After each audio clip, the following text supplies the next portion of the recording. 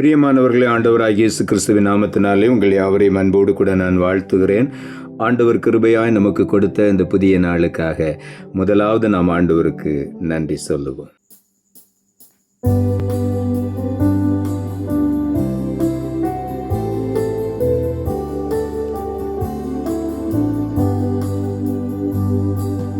அப்பாயி பாத்திரமே நீக்கும் நின் சித்தமானால் எப்படியும் சித்தம் செய்ய என்னை தத்தம் செய்தேன் என்றாரே. எப்படியும் சித்தம் செய்ய என்னை தத்தம் செய்தேன் என்றாரே. பாரீர் கெத்சமனே பூங்காவில் என்னே சரையே பாவி எனக்காய் வேண்டுதல் செய்திடும் சத்தம் தோணித்திடுதே. இந்த நாளுக்கு என்று ஆண்டவர் கொடுக்கிற ஒரு வார்த்தை 1 யோவான் புஸ்தகம் 5ஆம் அதிகாரம் 14வது வசனம். 1 யோவான் 5:14. நாம் எதையாகிலும் அவருடைய சித்தத்தின்படி கேட்டால் அவர் நமக்கு செவி கொடுக்கிறார் என்பதே அவரை பற்றி நாம் கொண்டிருக்கிற தைரியம். இந்த நாளில் ஆண்டவருடைய வார்த்தை சொல்லுகிறது, நாம் ஒவ்வொருவரும் எதையாகிலும் அவருடைய சித்தத்தின்படி கேட்டால், ஆண்டவருடைய சித்தத்தின்படி நாம் கேட்கிற ஒவ்வொரு விண்ணப்பங்களுக்கும் ஆண்டவர் செவி கொடுக்கிறார் என்பது நாம் அவரை பற்றி கொண்டிருக்கிற ஒரு தைரியம். ஆகவே அவருடைய சித்தத்தின்படி எதை கேட்டாலும் நிச்சயமாக நாம் பெற்றுக்கொள்வோம். தைரியமாய் நாம் கேட்கலாம். யோவான் எழுதின சுவிசேஷம் 9ஆம் அதிகாரம் 31ஆம் வசனம் இப்படியாய் சொல்லுகிறது, பாவிகளுக்கு தேவன் செவி கொடுக்கிறதில்லை என்று அறிந்திருக்கிறோம். ஒருவன் தேவ பக்தியுள்ளவனாயிருந்து அவருக்கு சித்தமானதை செய்தால் அவனுக்கு செவி கொடுப்பார். பாவிகளுக்கு ஆண்டவர் ஒருபோதும் செவி கொடுக்கிற தேவன் அல்ல. ஆனால் அதே நேரத்தில் தேவ பக்தி உள்ளவனாய் ஒருவன் இருக்கும் பொழுது, ஆண்டவருக்கு சித்தமானது எல்லாவற்றையும் அவன் செய்யும் பொழுது நிச்சயமாக அவனுடைய விண்ணப்பங்களுக்கு ஆண்டவர் செவி கொடுத்து அவனை ஆசீர்வதிப்பார். மத்தேயு எழுதின சுவிசேஷம் 7ஆம் அதிகாரம் 21ஆம் வசனம் இப்படியாய் சொல்லுகிறது, பரலோகத்தில் இருக்கிற என் பிதாவின் சித்தத்தின்படி செய்கிறவனே பரலோக ராஜ்யத்தில் பிரவேசிப்பானே அல்லாமல் என்னை நோக்கி கர்த்தாவே கர்த்தாவே என்று சொல்லுகிறவன் அதிலே பிரவேசிப்பது இல்லை என்று ஆண்டவருடைய வார்த்தை சொல்லுகிறது. பரலோகத்தில் இருக்கிற பிதாவின் சித்தத்தின்படி செய்கிற ஒவ்வொருவனும் பரலோக ராஜ்யத்துக்குள் பிரவேசிப்பான். தேவ சித்தத்தின்படி செய்யாமல் வெறுமனே கத்தாவே கத்தாவே என்று கூப்பிடுகிறவன் அவருடைய ராஜ்யத்துக்குள் பிரவேசிப்பதில்லை. ஆண்டவருடைய சித்தத்தை நிறைவேற்றுகிற ஒவ்வொருவனுடைய வாழ்க்கையிலும் ஆண்டவருடைய ராஜ்யத்தில் பிரவேசிக்கிற கிருபை ஆண்டவர் தருகிறார். அதே நேரத்தில் அவன் எதை கேட்டாலும் அதை அவனுக்கு செய்கிறார். ஆகவே நாம் பரலோகத்தில் இருக்கிற பிதாவின் சித்தத்தை நிச்சயமாய் நிறைவேற்றுவோம். அதன்படி நாம் செய்யுவோம். பரலோக ராஜ்யத்தை நாம் சுதந்திரித்துக் கொள்வோம். நாம் வேண்டுகிற எல்லா விண்ணப்பங்களுக்கும் நமக்கு பதில் கொடுத்து ஆண்டவர் நம்மை ஆசீர்வதிப்பார்.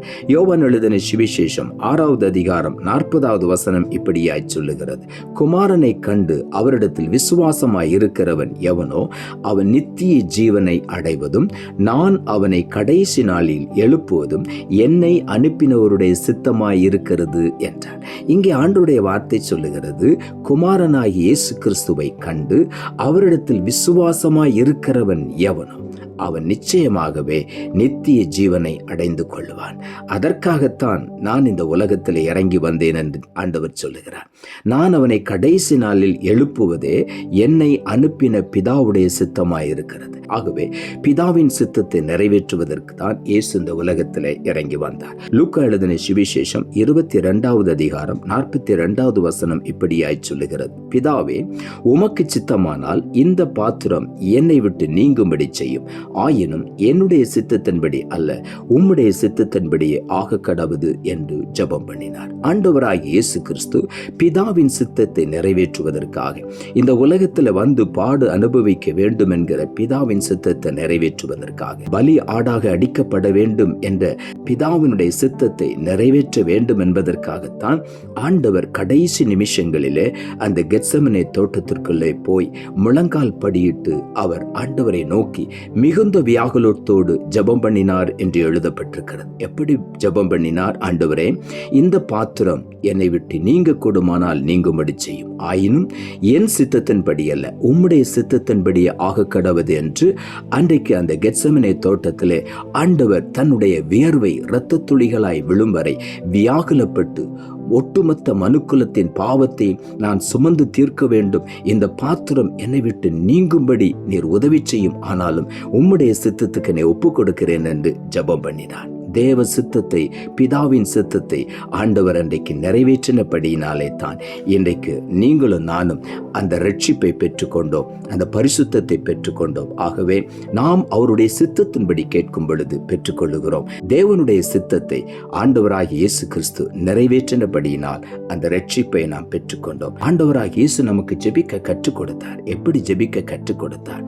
உமக்கு சித்தமானால் இந்த பாத்திரம் என்னை விட்டு நீங்கும்படி செய்யும், ஆயினும் என்னுடைய சித்தத்தின்படி அல்ல, உம்முடைய சித்தத்தின்படி ஆக கடவது என்று அர்ப்பணித்து ஆண்டவராகிய இயேசு ஜெபம் பண்ணினார்.